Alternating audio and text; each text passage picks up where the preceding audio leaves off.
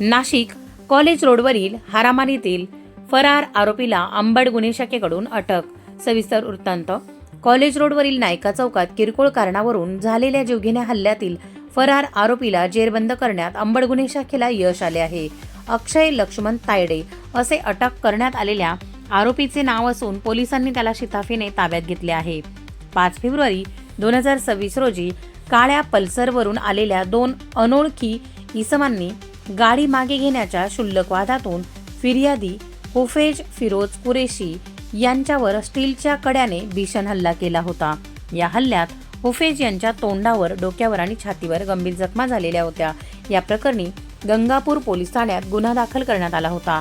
गुन्हे शाखेच्या पथकाला मिळालेल्या गुप्त माहितीनुसार आरोपी अक्षय तावडे हा सिडकोतील तोरणानगर परिसरात येणार असल्याचे समजले. त्यानुसार पोलिसांनी सापळा रचून त्याला 14 फेब्रुवारी रोजी आपल्या ताब्यात घेतले.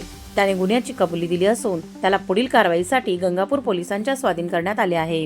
ही यशस्वी कामगिरी पोलीस आयुक्त श्री संदीपजी कर्णिक, पोलीस उपायुक्त गुन्हे विभाग श्री किरणजी चव्हाण आणि सहाय्यक पोलीस आयुक्त श्री संदीप मिटके यांच्या मार्गदर्शनाखाली वरिष्ठ पोलीस निरीक्षक जगवेंद्र सिंग राजपूत, पोलीस उपनिरीक्षक मोतीलाल पाटील, पोलीस हवालदार प्रकाश बोडके, पोलीस हवालदार भूषण सोनवणे, पोलीस अंमलदार भगवान जाधव, पोलीस अंमलदार चारुदत्त निकम आणि महिला पोलीस अंमलदार सविता कदम यांच्या पथकाने केली आहे.